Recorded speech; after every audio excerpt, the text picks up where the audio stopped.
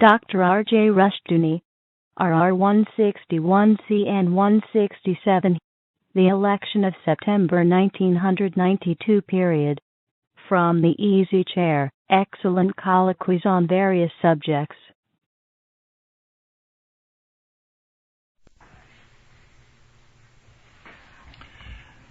This is R.J. Rushdoony, Easy Chair number 277, November the 9th, 1992. This evening, Otto Scott, Douglas Murray, Mark Rushdoony, and I will be discussing the election of less than a week ago. Few elections have produced a like response, from the extreme of radical indifference during the primary to a record turnout unexpectedly at the time of the election. Never have I had as many calls as a result of an election, and calls since yesterday from pastors and others who have seen the election as a judgment and as the beginning of the end. As a result, it is important to discuss the election and its meaning for the country. First of all, I think it's fair to say that not one of the four of us favored either Bush or Clinton. We felt it was a question of who is going to be the greatest disaster. Neither one confronted the major issues. Perot did deal with the deficit, the key issue, and he did not come up with any good answers. So, as far as the three major candidates were concerned, little hope was offered. As a result, we have to view the election, as many are viewing it, as the beginning of the end. What kind of an end it will be remains to be seen. But it does seem possible that before very long, when Clinton is inaugurated, there will be a great many people expecting miracles to be performed. And the economy is not going to respond to those attempted miracles. Some newspapers are already printing a list of Clinton's promises and what he is expected to perform very shortly after becoming elected, so that the euphoria is fading rapidly, and a great many people are heartsick as they face the election. I won't say any more at this time. Douglas, would you like to comment, and we'll just go around the table? Well, and everybody has a sense of foreboding, I think, about what's coming in the future, because there was really no choice in this election. All three of the principal people that the press chose to showcase as being the only candidates were socialists. And each one of them had a slightly different approach to it, but essentially their programs would all boil down to pushing this country further into the socialist spiral that it's been on for some time. I think that the thing that bothers me more than anything else, among many things, but the fact that Clinton will be appointing a lot of judges, and I'm afraid they'll be of the caliber that were appointed under Jimmy Carter, and the kinds of decisions that they will be handing down will be verging on insanity for anyone who has lived more than one generation. And many of the issues that we're concerned with are probably going to take a beating at the hands of these judges. I think they're moving very rapidly to push their agenda as rapidly as they can because they feel that time is short. They want to get, as many previous president-elects have done, they want to get the worst pain out of the way first and pay as many of their political bills as they can early in the game because they feel that this gives them a strategic advantage if they want to run for another 4 years. So I think that in this 100 days we're going to see some very radical decisions come out of this administration. We've seen 2 already regarding the gays in the military, which if I were in the military, if I had a commission, I would resign immediately because your life would be in danger if you got into a battle situation and you needed a blood transfusion. That blood is not going to come from the domestic blood supply. It's going to come from blood donated by members of the armed forces.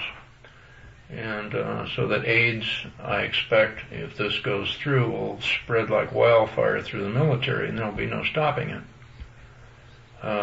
If they can't stop female soldiers from becoming pregnant, then there is no way that they're going to stop AIDS from spreading in the military. So that's just one of many things that we'll see in the next few months. Otto, would you like to comment now? Well, I think it's rather interesting. For quite some time I've drawn a private comparison between the United States today and the Weimar Republic. And we have many of the same arguments and tensions that the Germans had in the 20s, from 25, let's say, to 31. The abortion argument arose, the coat hanger argument and so forth arose in Germany at that time. The films became semi-pornographic and pornographic. There was a great opening of the gates for lesbians and faggots. And many of the arguments were between various groups of socialists. The National Socialists under Hitler, the International Socialists under the Communist Party, and the Social Democrats, as they call themselves, that were in charge of the government. And we're in a very similar situation. What we have in the recent campaign was an argument between Democratic Socialists and Republican Socialists, both parties being agreed that the government is omnipotent or semi-omnipotent and that the government is responsible both for the economy and for everything else. And that, of course, is the essence of socialism, which is at the root the idea that a government should have total power to do whatever it considers necessary to solve difficult problems. And we also have a man coming into office in a couple of weeks or so from this tape who is youthful and who is making a great many vague promises, who claims to have a plan to solve everything. And of course I heard one of his advisors on the air the other day saying that he thought the first 100 days would consist largely of executive orders. Now, the Weimar Republic reached that stage where it began to govern by decree. And one of the writers on fascism whom I researched some years back dated the control of the German people from the time that the banks were nationalized, because their author said there's no way that you can hide, because you have to go through a bank somewhere or another in some transaction or another, and who has control of the banks has control of the people. Now we have, as you know, total control of the banks, total lack of privacy regarding our financial transactions, and even our lives have become open books to the government. And we have a man coming in who has said he will solve all our problems, and whose advisors say that he's going to operate by decree. So I would say that we're moving into the final stages of the American Republic, and that we can look to some very sweeping authoritarian measures, not simply a replay of the Rooseveltian period, which consisted of the WPA, the CPA, and so forth.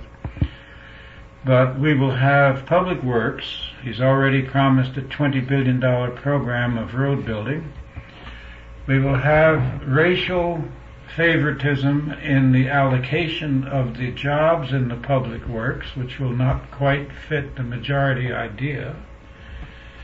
And we may see some very autocratic tightening of the noose. In fact, I see American liberties, which have now greatly diminished from what they were, going down very, very rapidly. And I don't regard this as a good omen. Mark? Well, a lot of the comments right after the election were how quickly people expected Clinton to do something. One man said, "I'll give him 100 days, but no more." No more. And the pressure is going to be on Clinton in a recession to do something.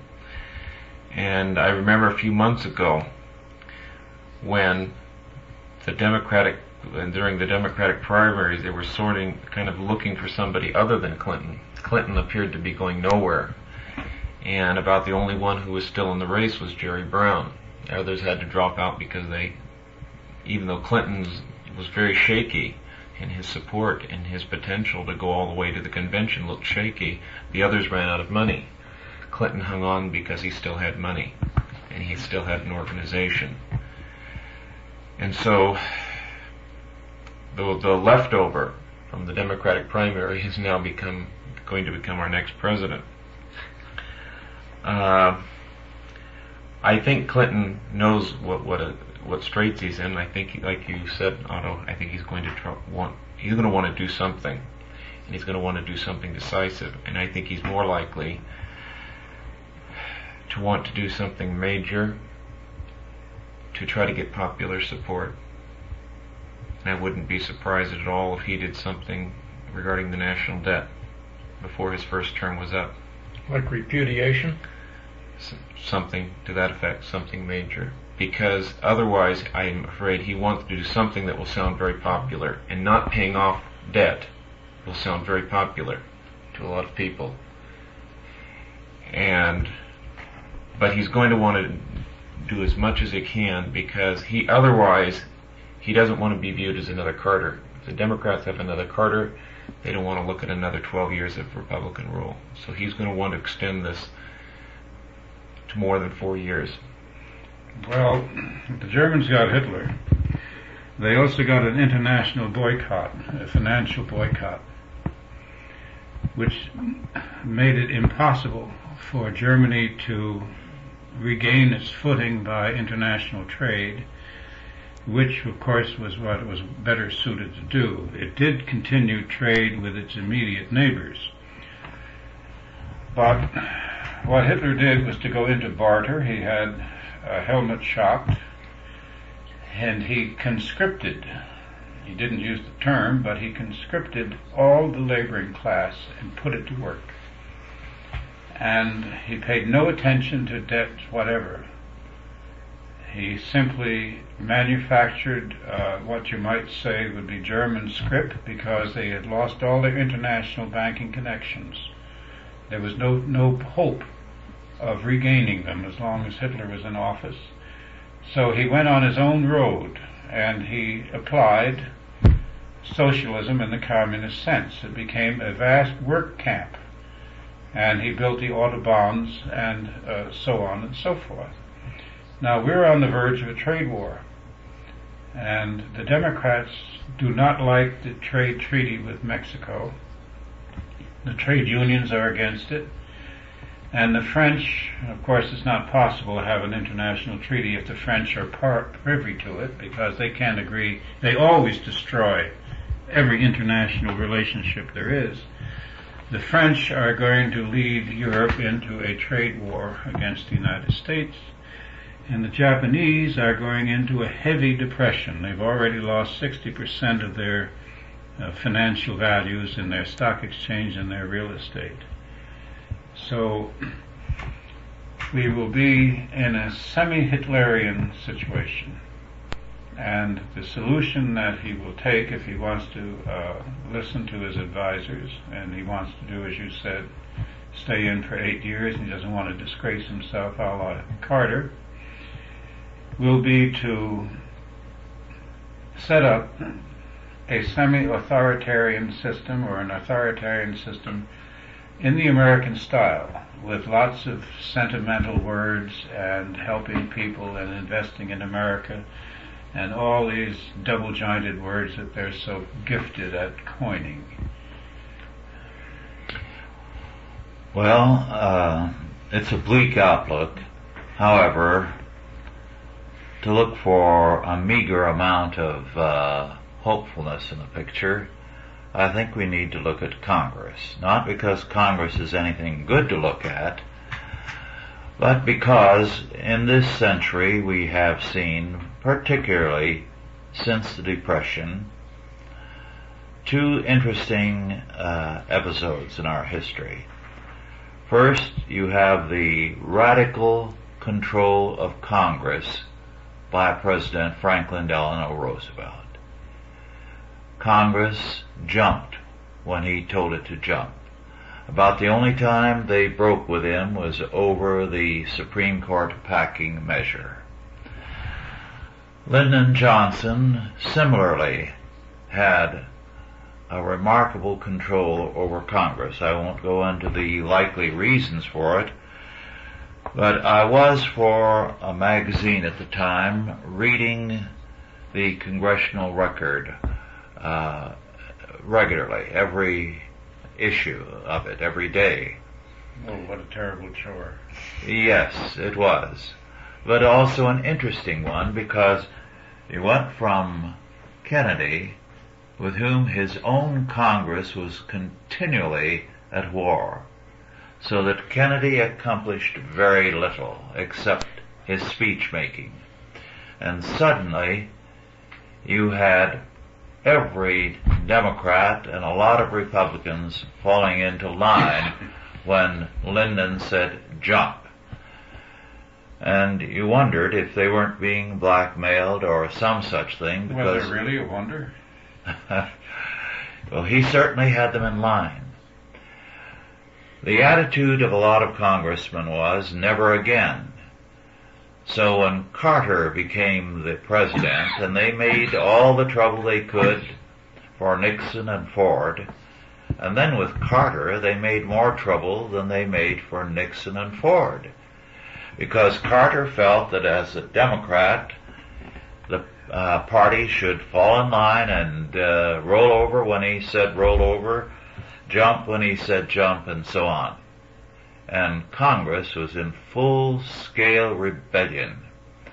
In fact, a very powerful congressman during the last decade said that they preferred Reagan and Bush in the White House because it left them more power than Carter would have allowed them if he had had his way.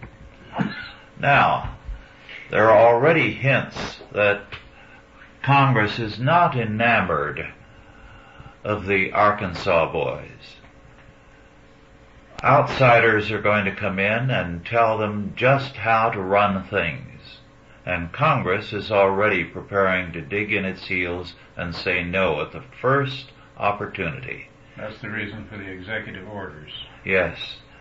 Well, they hope that whatever he does, Clinton will fall flat in his face.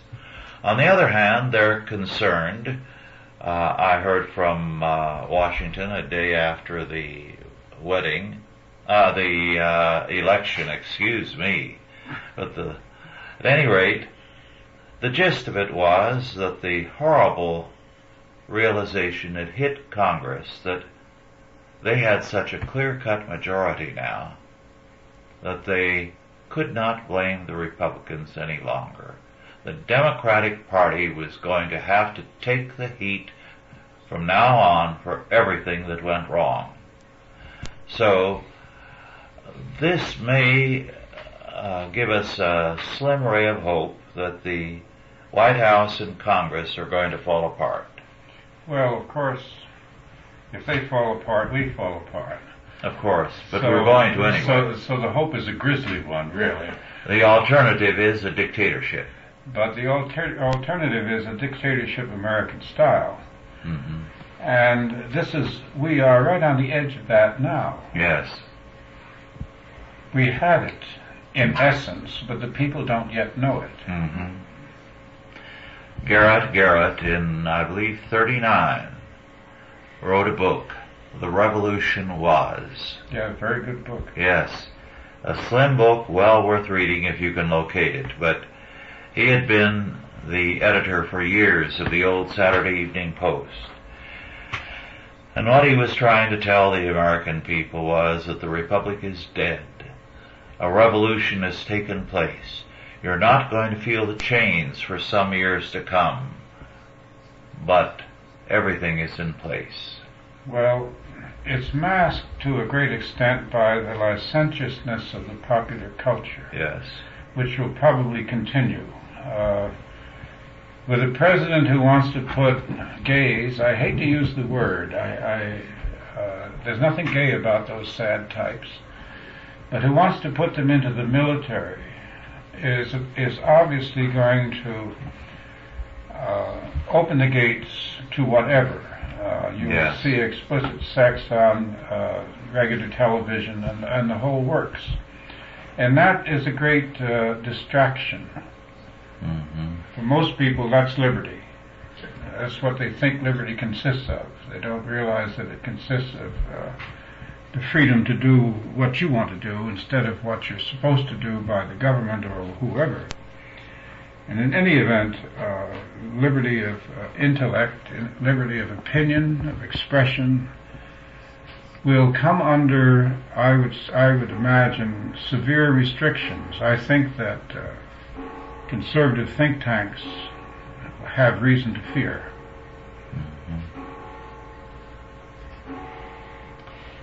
Douglas, what's your reaction to these things?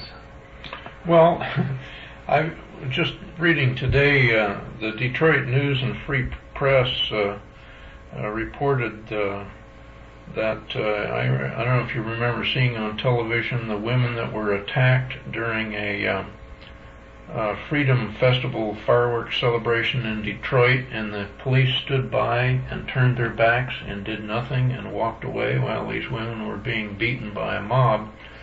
Well, the U.S. District Judge there has held that the police do not have any legal responsibility to protect the public.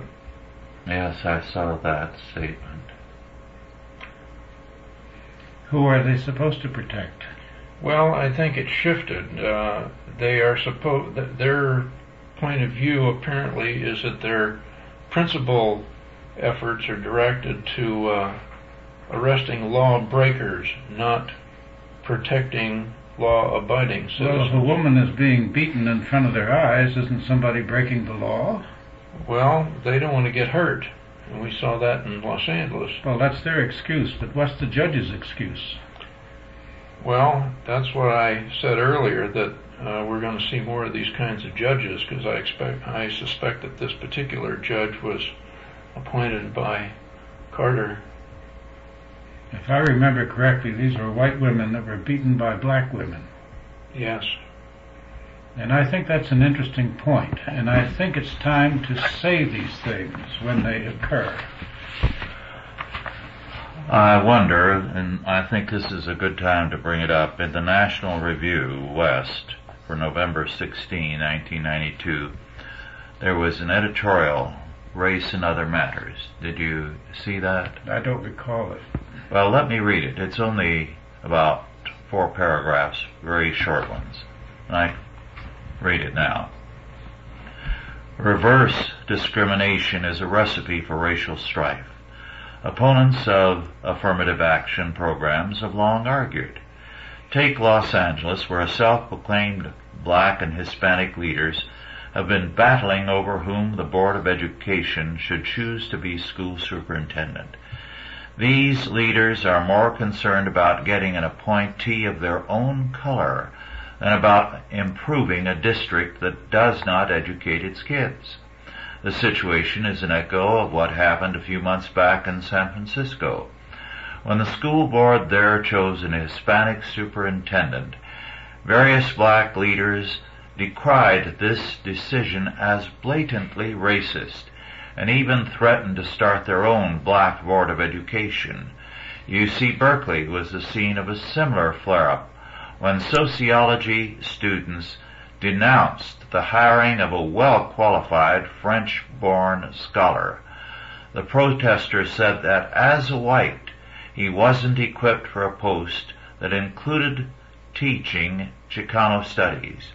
Meanwhile, at San Jose State University, controversy erupted when Ruth Leventhal, provost and dean of Penn State's Harrisburg campus, was offered the presidency after a 9-month search. The list of 6 finalists for the post was a classic affirmative action roster: 1 white male and the rest women and minority group members.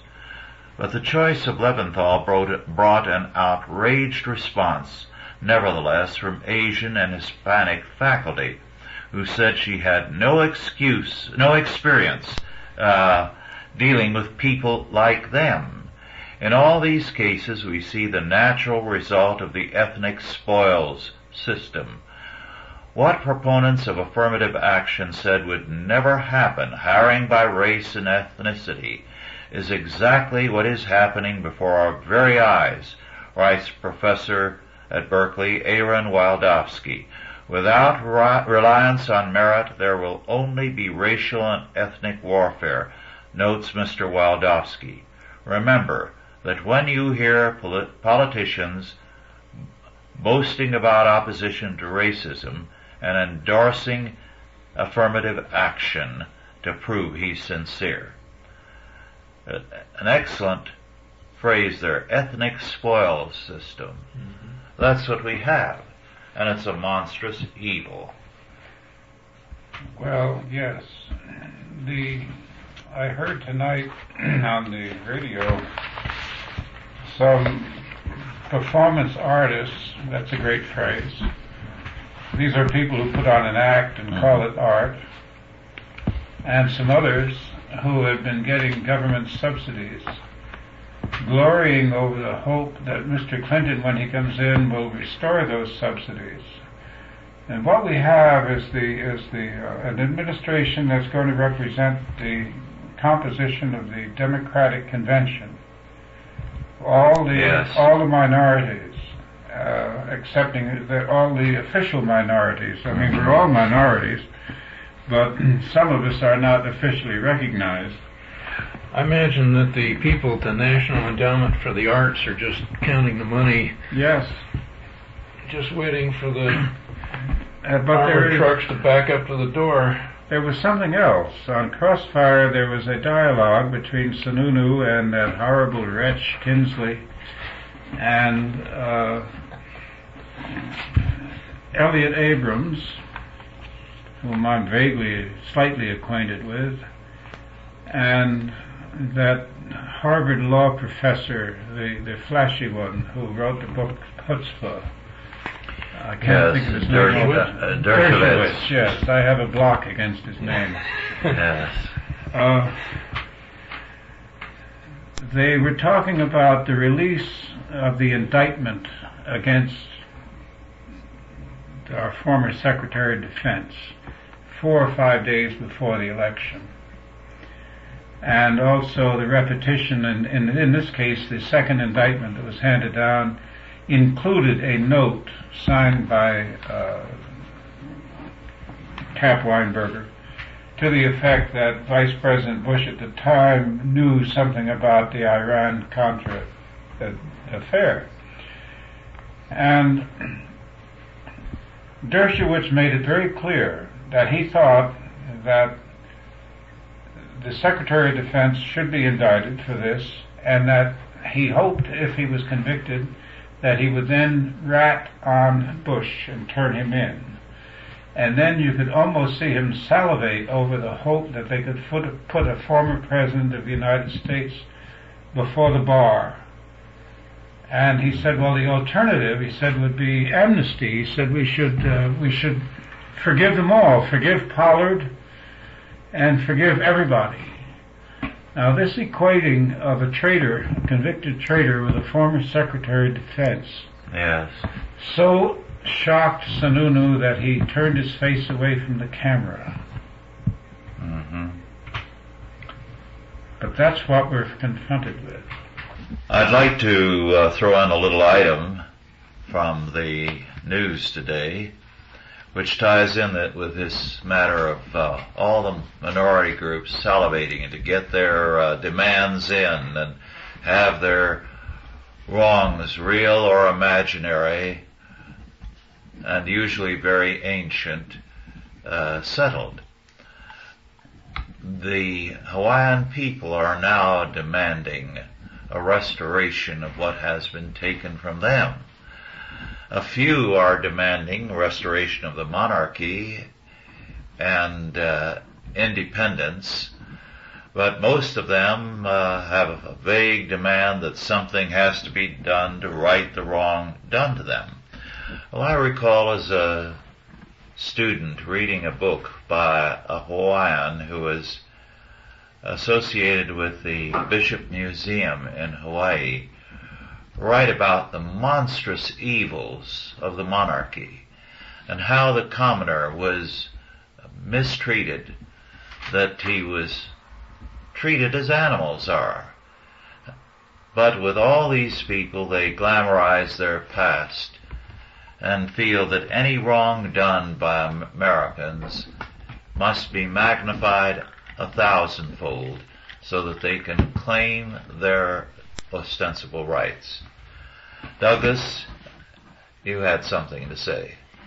Well, we were just talking about perhaps defining what it is that people feel so unsettled about. Putting a term on it, I call it a cultural revolution. People are so off balance because of the tax on traditional culture. We've had an unrelenting attack on traditional icons. I remember back, I thought it was kind of ridiculous when the left would attack John Wayne. I mean, here's a guy who's just a movie actor making a living, but because he was a symbol of traditional American values, why he was singled out. And the homosexuals trying to get into the Boy Scouts, the attempts to move females into previously all-male clubs, sporting organizations, regardless what it is, all of these barriers, which they call barriers, which were previously what we would consider traditional cultural or aspects of our culture, have been under consistent, unrelenting attack. Mm-hmm. And it is a cultural revolution. It covers all aspects of our life. And there isn't one area that I can think of that has not come under attack by the left in this country. the family, the traditional family, the redefining of all of these terms. And this is what has people, Christians and as well as the general public, so confused. They feel intuitively that there's something wrong, but they can't quite put their finger on it. And people are just kind of milling around like sheep in a barnyard trying to figure out where the lightning's coming from. But it's a very, I think, a studied program. I hate to use the word conspiracy, because I don't think it's a conspiracy. It has a broad pattern to it, and it permeates our entire culture today at every level. Well, the conspiracy is secret, and this is not secret. It's just the opposite of secret. This is in the open. This is a movement. And they attacked Pat Buchanan's speech at the Republican convention. And he said this is a cultural war, and we want to take our country back. And every commentator in the United States went on to say that this was a vicious, racist, terrible thing to say. Yes, Dorothy and I listened about a week ago to a tape of a lecture at Harvard by a Harvard professor of government. And while he did state what the issue was, he ducked it after describing it. He said most people want to view the world and its crises in political terms, but he said they are essentially religious. It is the world of Islam resurgent and determined to obliterate Christianity. And the West does not understand the terms of the war. Well, after making that statement, he dropped that aspect of it simply to analyze the extent of the revival of Islam in the various countries. And one important point, he called attention to the fact that the Islamic world is working to establish alliances with what he termed the Confucian world, with the Far East. And he felt that the West was in deep trouble. But apart from his preliminary statement, he never returned to the aspect of Christianity. What do your parents say? Do you talk to them, or do they bring this up at all when they bring their children into your school? No. They don't mention it? No, very few parents. Most parents, and this is I think true in most Christian schools, the majority of parents have them there for an assortment of reasons, many of which are not very good. That they don't want them under a particular teacher at the public school, or a particular group of kids that they don't want them associating with, or at a particular age, say junior high, they think perhaps it's better that they not be in the public school. I'm not saying all of my parents fit into that, but it's something I've come to discover, that a lot of children are in Christian schools for a lot of the wrong reasons. So no, Christian school parents as a whole, I think, are more aware of what's going on in our culture around them, but they couldn't put their finger on it too well.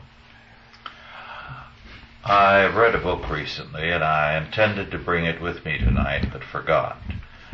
A book by a professor named Ginsburg. The title was something about public opinion.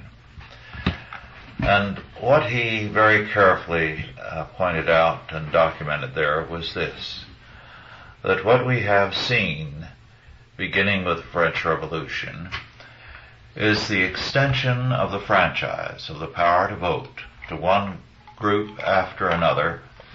Until now it has reached virtually everybody, and we have had movements, and possibly in some states it has succeeded, to extend it even to criminals as soon as they're released from jail. they used to lose their citizenship when they were convicted. And he said, this extension of the franchise to minority groups and the creation of new minority groups has been used by civil governments and their bureaucracies to extend their power. Because whenever you have a group that is declared to have claims against the majority, you enhance the power of the state as the agency to right these wrongs. So he said, as the extension of the franchise has reached its outer limits, and now with rapidity minority groups are being created where some instances none existed, you have reached the point where the power of the state over the people will be well nigh total. And the meaning of liberty, he said, has been shifted from freedom from the state to freedom in terms of state controls and measures. So he had a very, very gloomy picture of the future of democracies. Well, you know that the federal government stepped in before the last campaign, last election, and insisted on redistricting all the congressional areas up for the election. And they went to extraordinary lengths to make certain districts in which blacks in one area and Asians in another area and so forth would be dominant, to make sure that minorities would appear in Congress in more greater percentage than before. Also that we saw something in this campaign which I don't think I've ever seen to such an extent before. The press made itself the auxiliary of the Democratic Party. It made itself the absolute chorus for Clinton and Gore and the whole Democratic machine wherever it is. At the same time, we were told that there was an enormous outpouring of votes. Well, in California, the increase in the number of voters was 5%. And this is the most populous state in the Union. Now, of course, 5% of the American electorate is an awful lot of people. But it's no long way from being a great outpouring. And for a long time, I thought that the reason most Americans have stopped voting was because they are disillusioned. But I'm now coming around to the theory that most Americans have stopped voting because they take it for granted that the government will take care of them no matter who gets in office. We are already, in other words, conditioned for controls because we've been under controls at an expanding rate, geometric rate almost, since 1933. You remember 3 years ago, where the spokesman for a Hispanic organization in Southern California proposed that illegal aliens should be able to vote in California elections because since they pay taxes, pay taxes, that they should be able to vote here. So citizenship is no longer required. All you have to do is get here. Citizenship, what are the powers of citizenship? We don't have any greater rights in our courts than non-citizens. The Roman Empire and Republic before it, in the last days of the Republic, expanded the right to vote increasingly until it included everyone. And it expanded its power over these peoples as it gave them the right to vote, so that citizenship became finally meaningless. Whereas, for example, in St. Paul's day, to be a citizen was comparable to being a nobleman. Well, yes, you were not tortured, and so on and so forth. But of course, they had slaves, and they had slaves even after they expanded the vote to foreigners. The foreigners who really overturned the Romans were the people who drifted in and settled. They just crossed the borders. There were no real borders in those days. And as long as they weren't fighting anybody or causing any trouble, there was no great interference. And they gradually settled until they outnumbered the Romans and took over the empire quite naturally. Even before the empire fell apart, the emperors were not Roman, they were not Italian. The latter Roman emperors were not even Spanish anymore. They were Gauls, Teutons, and so forth.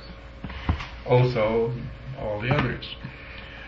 We're moving into a very similar position, and if we talk about the immigration from Mexico, we're talking about people who have been oppressed since the days of the Aztecs, who have never participated in a democratic society, who don't today and who don't really expect to among us.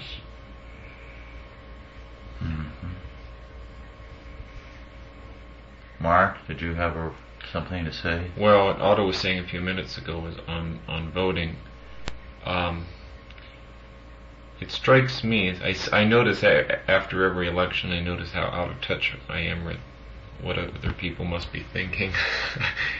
I find myself in a small minority with each election, that I can almost guarantee how the initiatives in California will go, because they usually go the opposite of my thinking.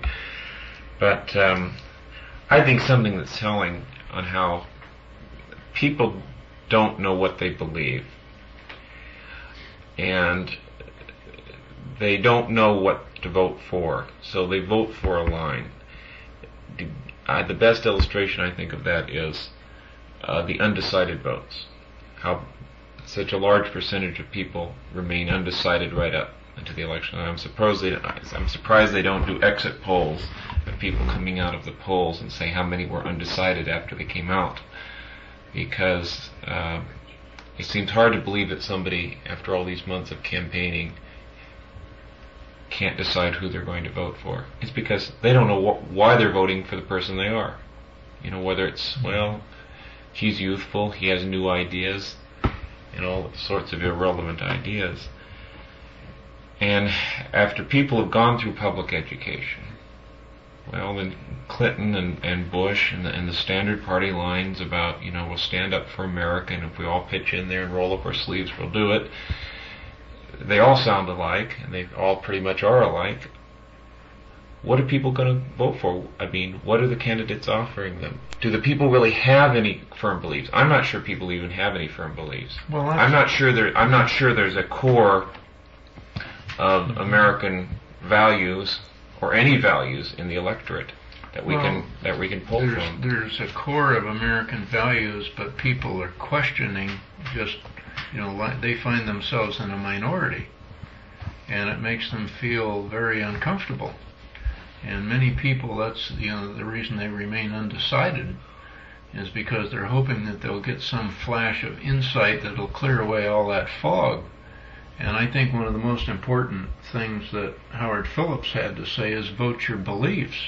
But obviously, first you have to have some. Yes, you're right. And I have been surprised at the number of people who commented very strongly to me by telephone on how impressed they were by Howard Phillips and Bo Greitz, two small party candidates. It's the first time I've ever heard comments like that in all these years. And a little bit of attention was paid to these men in the last days before the election, in that statements by them were carried on the news. Phillips was interviewed on a PBS broadcast, so that I think people are beginning to wake up to the alternatives to the major parties. Certainly their willingness to consider Perot indicated that they were, and at the exit polls, 40% of those who voted for Clinton declared they had seriously considered voting for Perot. If he hadn't dropped out halfway through, he would have done much better. Yes. He might have split the vote. Yes. Because he was heading in that direction.